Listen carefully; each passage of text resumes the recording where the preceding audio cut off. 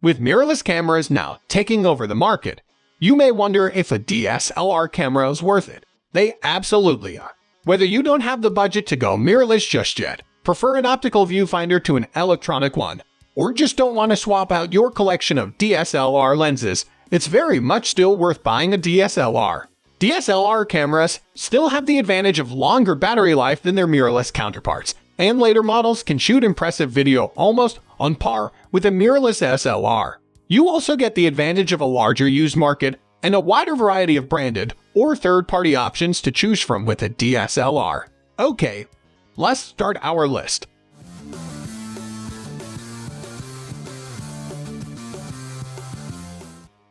One, Nikon Z6 Roman II. For a while, the Nikon Z6 was one of the best cameras for the money, and while its slightly upgraded successor, the Nikon Z6 Roman II doesn't quite reach the same heights as newer cameras like the Sony A7 Roman IV. It's still a fantastic hybrid camera that most users will be happy with in this price range. Throw in some amazing, albeit expensive, lens options, and this makes for a very attractive mirrorless camera system. Ergonomics are subjective, but Nikon cameras are known for their excellent handling and intuitive controls, and the Z6 Roman II is no exception. Weather sealing and a 14 fps max burst rate also make this a great option for sports or wildlife photography. That said, its autofocus trails a little behind the AF systems found on the Sony or the Canon EOS R6, and its internal video specs aren't quite as impressive as those higher-end cameras.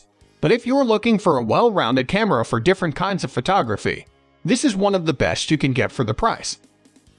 2. Canon EOS 6D MKII. The 6D MK Roman II's balance of price, compact design, and features make it not only a great budget camera but a good travel shooter. Easy to pack away with enough power to produce data-rich RAW files, the 6DII would make a lot of sense to take on your next trip. This is a camera you can put a 35mm lens on, set to auto, and shoot your heart out even if you don't know anything about the finer points of DSLR shooting. The video codec isn't as good as other Canon DSLRs, like the 5D series, but it's an attainable full frame for those who might otherwise be priced out of the market. One caveat, however, is that the autofocus on this camera is pretty slow, and all the autofocus points are in the center of the frame. If you're trying to catch something in focus at the edges of your frame, it can get cumbersome. If you can afford it, you could spring for something like the Canon 5D MKII instead. It's larger than the 6DII, but more feature-rich. It also has better autofocus and takes better HD video. You can get a used body for between $1,700 and $1,900. 3. Nikon D780. Nikon's D780 is the long-awaited update to their much-loved D750, a camera considered an all-around workhorse by many pro photographers. Released in 2020, it's the newest camera on this list and, by extension, has the newest tech inside. The D780 delivers everything people loved about the D750, with some noticeable improvements. On the video front, it has the same autofocusing system as Nikon's Mirrorless 6 camera when in live view mode. That means eye and face tracking, and some of the best live view autofocus you'll find in a DSLR. It's basically the Z6 with an optical viewfinder. This camera can switch between still and video shooting with nearly zero buffer, making it great for hybrid shooters that need to toggle between modes on the fly. It also shoots a 4K video without needing a crop. Add to that a durable, weather-sealed body, and this camera could easily be your new all-rounder, not just for video. 4. Nikon D3500. While many people would recommend starting on a full-frame camera if you can swing it, there are some great options in the crop sensor market, too. Case in point, the Nikon D3000 series. The D3500 is Nikon's latest iteration of its entry-level APS-C offering. Since it's a beginner camera with a smaller sensor than a full-frame DSLR, you won't get as much image resolution or dynamic range, but it's still an excellent tool for learning the basics of photo and video on a DSLR. Smaller and lighter than a full frame, Nikon has plenty of excellent lenses in their DX line you can pop on this camera for some quality images. This camera comes with a respectable 24.4 megapixels, around the same as a full-frame camera like the D750. It records HD video, has Bluetooth connectivity, and works with Nikon SnapBridge app.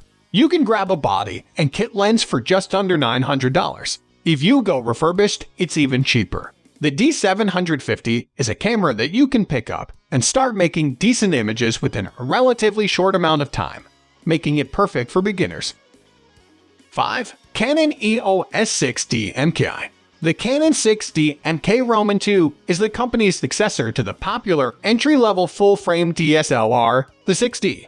It includes pretty much all the features that made the original 6D great with slightly updated tech, and it's a great deal for the money, at $1,400 for the body. The 6DII delivers the image quality of a full-frame sensor without breaking the bank. If you're looking to learn to shoot in manual mode but don't want to or can't shell out 5D camera money, this one is for you.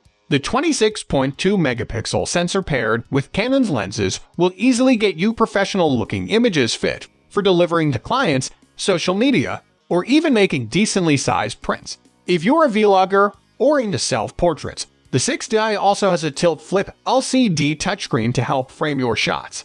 This camera can shoot at 6 frames per second, which is fast enough for travel photography and portraiture. If you're looking to shoot sports or wildlife though, the EOS 6DII isn't the perfect investment. For video, this camera shoots 1080p HD with Canon's solid video codec, good enough for something like YouTube or if you're learning to shoot video. If you're looking for something more advanced, you'll want to grab a DSLR that's made to shoot video. 6. Nikon D850.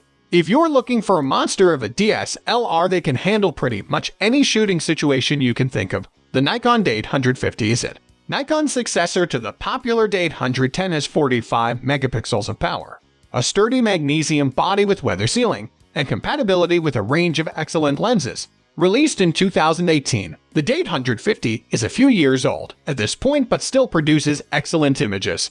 Its ISO range goes all the way down to 64 for impressive dynamic range, allowing for clean images with a lot of room to edit when shooting RAW.